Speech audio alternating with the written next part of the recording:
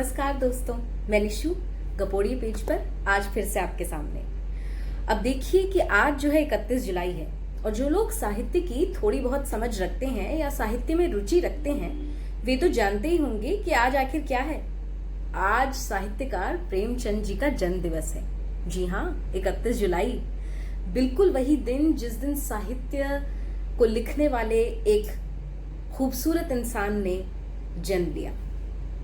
प्रेमचंद जी के बारे में हम जितना भी कहें वो उतना ही कम होगा, लेकिन साहित्य की बात हो और उनकी बात खास तौर पर ना हो तो वो अधूरा सा होगा, क्योंकि प्रेमचंद जी ने साहित्य के लिए जो किया है वो शायद न कभी आगे पहले हुआ था न आगे कभी हो सकेगा।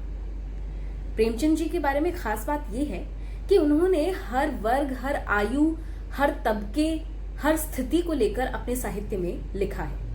इस साहित्य में जिक्र हुआ है हर छोटी से छोटी और बड़ी से बड़ी बात का। यदि आप साहित्य को समझना चाहते हैं तो प्रेमचंद को पढ़ें, ये कहना बिल्कुल भी गलत नहीं होगा। प्रेमचंद ने जब बड़ों के लिए लिखा तो ऐसा लिखा कि बड़े पढ़ते ही रह गए, लेकिन जब उन्होंने बच्चों के लिए लिखा तो वो भी कुछ खास कम नहीं था।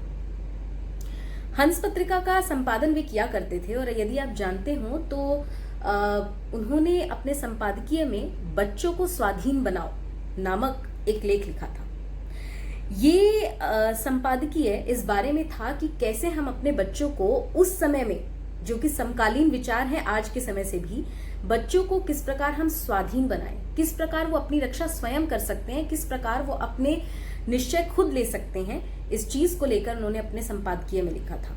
वे चाहते थे कि हमारे बच्चे जो हैं वो अनुशासित हों, आज्ञाकारी हों, लेकिन साथ ही साथ उनका कहना था कि बच्चे ऐसे होने चाहिए जिन्हें मालूम हो कि उनके मौलिक विचार क्या हैं। उनका रिमोट कंट्रोल उनके अभिभावकों के हाथ में ना हो, उनका पूरा का पूरा दारोमदार, उनकी समझ, उनकी बेहतरी सब उन्हें समझ आ सके, यानी कि नियंत्रण स्वयं का हो, किसी और का नहीं। तो आप सोचिए कि कितनी खूबसूरत बात है कि वो उस जमाने में बच्चों के लिए ये कहते थे और हम आज भी प्रयास ही कर रहे हैं कि कैसे अपने बच्चों को स्वाधीन बनाएं।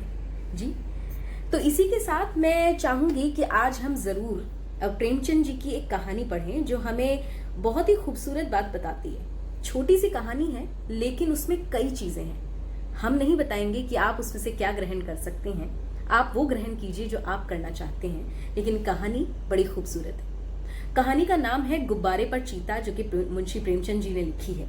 तो आइए सुनते हैं उनकी ये कहानी। मैं तो जरूर जाऊंगा, चाहे कोई छुट्टी दे या ना दे। बलदेव ने सब लड़कों को सर्कस देखने चलने की सलाह दी। बात यह थी कि स्कूल के पास एक मैदान में सर्कस पार्टी आई हुई थी। सारे शहर की दीवारों पर उसके विज्ञापन चिपका दिए गए थे। विज्ञापन में तरह तरह के जंगली जानवर अजीब अजीब काम करते हुए दिखाए जा रहे थे।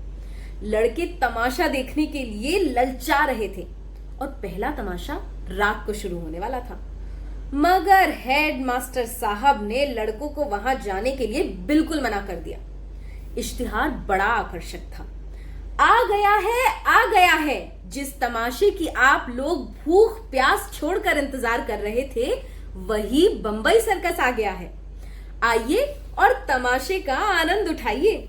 बड़े बड़े खेलों के सिवा एक खेल और भी दिखाया जाएगा जो कि न किसी ने देखा होगा और न किसी ने सुना होगा।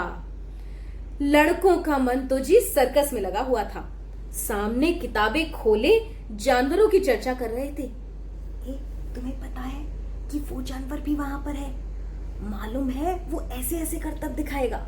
कुछ इस तरह की बातें वहां हो रही थी। क्यों कर शेर और बकरी एक बर्तन में पानी पिएंगे और इतना बड़ा हाथी पैर गाड़ी पर कैसे बैठेगा? पैर गाड़ी के पहिए बहुत बड़े बड़े होंगे जरूर। तो तोता बंदूक छोड़ेगा और बन मानुष बाबू बनकर मेज पर बैठेगा। वाह वाह, बच्चों की तो कल्पना के पर ही लग गए थे। बलदेव सबसे पीछे बैठा हुआ अपनी हिसाब की कॉपी पर शेर की तस्वीरें खींच रहा था। और सोच रहा था कि कल शनिचर नहीं इतवार होता तो क्या ही मजा आता। आखिर रविवार की छुट्टी तो आपको और हमें भी उतनी ही प्यारी है। बलदेव ने बड़ी मुश्किल से कुछ पैसे जमा किए। मना रहा था कि कब छुट्टी हो और कब भागूं। हेडमास्टर साहब का हुक्म सुनकर वह तो जामे से ही बाहर हो गया। लो जी, अब क्या करें। छुट्टी होते ही वो बाहर मैदान में निकल आया और लड़कों से बोला, मैं तो जाऊंगा, जरूर जाऊंगा, कोई छुट्टी दे या ना दे। मगर और लड़के इतने साहसी नहीं थे, कोई उसके साथ जाने पर राजी ही नहीं हुआ। बलदेव बेचारा अकेला पड़ गया, मगर था वो बड़ा जिद्दी। दिल में जो बात बैठ जाती थी उसे पूरा करके ही छोड़ता था। शनिचर को और लड़के तो मास्टर के साथ गेंद खेलने चले गए। बलदेव चुपके से खिसक कर सर्कस की ओर चला, बिल्कुल वैसे ही जब कभी कभी आप भी मन ना लगने पर किसी और काम के लिए निकल जाते हैं। तो वहां पहुंचते ही उसने जानवरों को देखने के लिए एक आने का टिकट खरीदा। जानवरों को देखने लगा। इन जानवरों को देखकर बलदेव मन में बहुत झुंझलाया। ये शेर है, मालूम होता है इसे मलेरिया का बुखार ही आ गया है। ये भला क्या 20 हाथ उछलेगा। और ये सुंदरवन का बाघ है, जैसे किसी ने इसका खून ही चूस लिया हो, बिल्कुल मुर्दे की तरह पड़ा है। वाह रे भालू, सुअर है कि भालू, और वह भी काना, जैसे मौत के चुंगल से निकलकर भागा हो। अलबत्ता चीता कुछ जानदार मालूम पड़ता है। और ये 3 टांग का कुत्ता भी 3 टांग का। हे भगवान, ये कहकर उसे बहुत जोर की हंसी आ गई। अरे उसकी एक टांग किसने काट ली भाई? दुम कटे कुत्ते तो देखे थे, ये पैर कटा कुत्ता। और ये दौड़ेगा कैसे? उसे अफसोस हुआ कि गेंद छोड़कर यहां नाहा किया गया, एक आना का पैसा भी गया।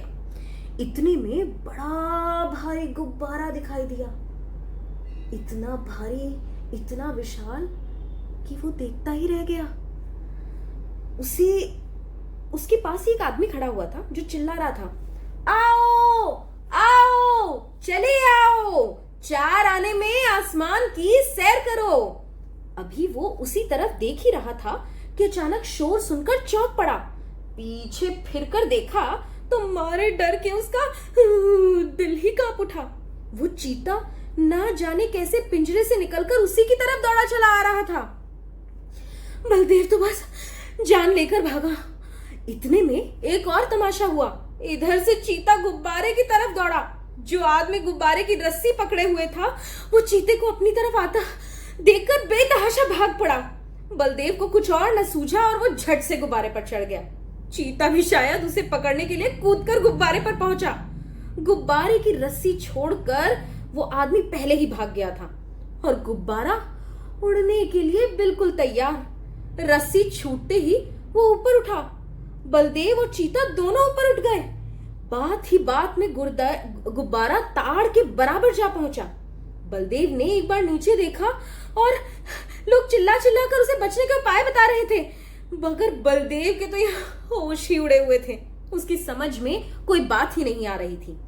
ज्यों ज्यों गुब्बारा ऊपर उठता जाता था, चीते की तो भला जान ही निकलती जाती थी।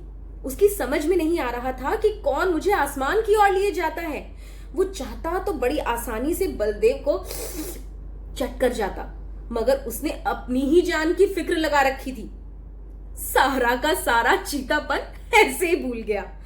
आखिर वो इतना डरा कि उसके हाथ पांव फूल गए और वो फिसल कर उल्टा नीचे गिरा। जमीन पर गिरते ही हाय राम, उसकी हड्डी पसली सब चूर चूर हो गई। अब तक तो बलदेव को चीते का डर था, लेकिन अब ये फिक्र हो गई कि ये गुब्बारा भला मुझे कहां लिए चला जा रहा है।